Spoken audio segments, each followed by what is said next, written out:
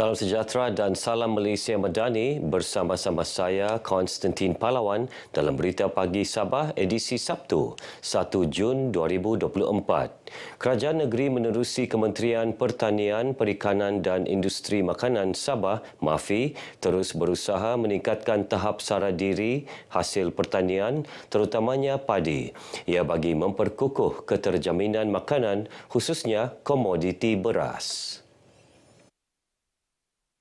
Ketua Menteri Datuk Seri Panglima Haji Jeneral berkata, pada April lalu, Kabinet Negeri bersetuju menghidupkan semula Lembaga Padi dan Beras Sabah sebagai sebahagian inisiatif meningkatkan pengeluaran serta keselamatan makanan di negeri ini, selain melaksana beberapa inisiatif lain bagi meningkatkan taraf sara diri.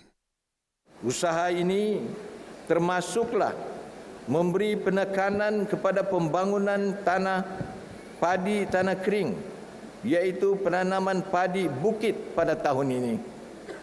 Berdasarkan data daripada Jabatan Pertanian Sabah, sebanyak 404 koleksi aksesi atau jenis padi tanah kering atau padi bukit yang terdapat dalam Gen Bank Jana Plasma Padi Jabatan berkenaan. Mengikut statistik Jabatan Pertanian Sabah pada 2011, dianggarkan seluas 13,733 hektar kawasan ditanam padi tanah kering, merangkumi 17 buah daerah di seluruh Sabah, antaranya di daerah Ranau, Tongot, Kota Marudu, Penampang, Tuaran, Nabawan dan Pitas. Syarikat penerbangan dari China, Xiamen Airlines akan menyambung semula penerbangan berjadual dari Fuzhou ke Kota Kinabalu berkuat kuasa 27 Jun depan. Ia bagi memudahkan penerbangan terus dari Sabah ke Fuzhou selain memudahkan pelancong Sarawak ke China menerusi penerbangan dari Kota Kinabalu.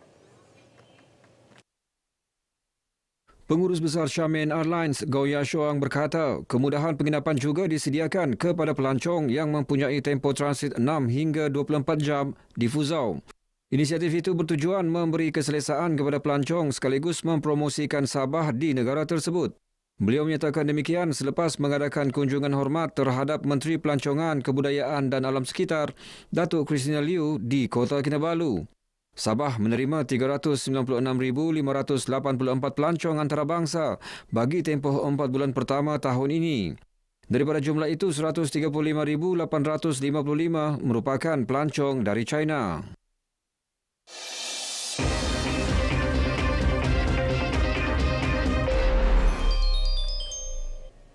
Sentap ditegur anak berusia 10 tahun ketika sedang merokok. Bapa kepada 3 anak nekat berhenti merokok. Meskipun sukar, namun beliau nekat demi kesihatan diri, anak dan keluarga. Ikuti kisah bekas perokok tegar Adih Zainin bersama wartawan Sahira Samain sempena Hari Tanpa Tembakau 2024.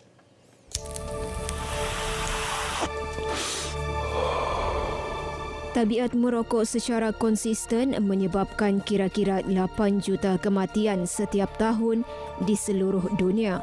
Ia merangkumi lebih 7 juta perokok aktif dan lebih 1 juta individu yang terdedah kepada asap rokok pasif. Tiada yang menafikan bahaya rokok kepada manusia. Namun, meninggalkan tabiat merokok juga bukan perkara mudah bagi perokok tegar. Begitu juga dengan Adi Zainin, 45 tahun, perokok tegar selama lebih 20 tahun. Adi mula merokok ketika berusia 19 tahun, ketagihan rokok pada awal usia 20-an. Dalam sehari, dia boleh menghabiskan sehingga 20 batang rokok dengan anggaran perbelanjaan hampir RM500 sebulan. Tanpa disedari, tabiatnya itu sering diperhatikan anak sulungnya yang berusia 10 tahun. Anak selalu macam tak selesa lah bila anak menegur, kita merokok kan, kita isap rokok, kadang-kadang anak menegur, macam untuk kesihatan ayah lah itu. Nanti ayah sakit, jadi kita pun rasa nasihat sepatutnya macam dari anak tu macam tak selesa lah menegur kita kan. Jadi saya fikir-fikir balik saya cadang nak menekat mau berhentilah. Adi mengambil masa hampir 2 tahun untuk berhenti sepenuhnya sambil mengikuti program berhenti merokok MQUIT di Pusat Rawatan Warga di Universiti Malaysia Sabah UMS. Ngam-ngam ada program untuk berhenti merokok, saya join. Sebab dulu saya memang sudah sudah berhenti juga, tapi tidak berjaya. Habis sendiri gitu sih ya kan. Sekarang ni macam ada bantuan ubat-ubat nikotin tu untuk berhenti tu. Syukur alhamdulillah lah. Saya dapat juga berhenti, tapi itulah cabaran dia memang tinggi lah. Dengan berhenti itu pun pernah sakit juga lah, tapi di rumah aja lah. Dada semua sakit, napas semua. Tapi saya cuba. Memang habis nak menekat silakan berhenti. Kejayaan Adi berhenti merokok wajar dicontohi oleh perokok tegar yang berhajat berhenti merokok. Ini kerana penggunaan rokok bukan sahaja memudaratkan perokok, malah turut memberi kesan kepada insan di sekeliling.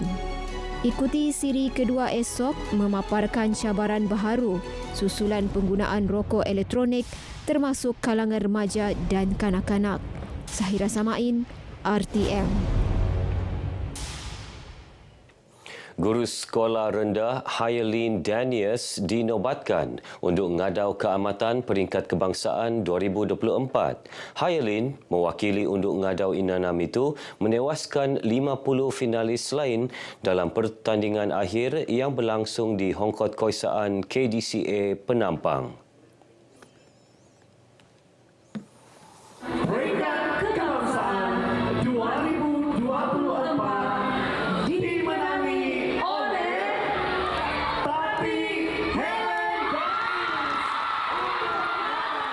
Gadis berusia 27 tahun ini membawa pulang hadiah keseluruhan bernilai lebih RM100,000 termasuk wang tunai berjumlah RM12,000 serta hadiah iringan lain. Perjalanan saya dalam Undok Ngadau ini sebenarnya sudah lama. Sudah ada banyak cabaran yang saya lalui. Saya sudah cuba bermula perjalanan Undok Ngadau saya pada 2016. Saya pernah mewakili daerah Tuaran. Kemudian saya ada cuba juga di DBKK, Bandaraya DBKK pada 2022, cumanya tidak tembus ke KDCA. Dan tahun ini saya cuba lagi di daerah Inanam dan syukur puji Tuhan saya tembus ke KDCA dan dimahkotakan sekali lah. Ini kali ketiga ia. Sementara itu, tempat kedua milik Unduk Ngadau Kiulu LD Wirna Saimin dan tempat ketiga Monika Majin dari Keningau. Pertandingan Unduk Ngadau merupakan salah satu acara penting dalam pesta keamatan bagi memperingati legenda pengorbanan Huminodun. Keawayan Dance Club KDC Sekolah Kebangsaan SK Keawayan Tambunan sekali lagi terpilih mewakili Malaysia ke Festival Asia Folk 2024 di Ulaanbaatar, Mongolia. Festival itu berlangsung 3 hari bermula 14 Jun ini. Guru Besar SK Keawayan Geoffrey Joseph Chong berharap KDC SK Keawayan sekali lagi dapat mempertahankan kejuaraannya di pentas dunia. Pada 2019, KDC SK Keawayan juara Hammond Folk Folklore Festival di Istanbul. Kami harapkan doa daripada semua untuk membantu, untuk memberi motivasi kepada penari-penari agar dapat mencipta nama sekali lagi di peringkat persada antarabangsa untuk khasnya untuk Sabah, amnya untuk Malaysia. Beliau ditemui RTM semasa sambutan pesta keamatan yang dirasmikan Ketua Bahagian Parti Gagasan Rakyat Sabah, Gagasan Rakyat Tambunan, Dato' Victor P. Paut. Terdahulu, Dato' Victor menyampaikan sumbangan RM30,000 daripada kerajaan negeri kepada KDC SK Keawayan. Saya harap seperti pada tahun 2019 di mana mereka adalah juara dunia dalam kategori yang diikuti. Kita berharap pada kali ini mereka pun menjadi juara dan membawa nama negeri Sabah dan juga Malaysia. Itu yang penting. Baik, paparan itu mengakhiri perkembangan berita pagi Sabah kali ini. Menyusul selepas ini, berita pagi Sarawak. Dari sungai hingga segara, Palestin pasti merdeka.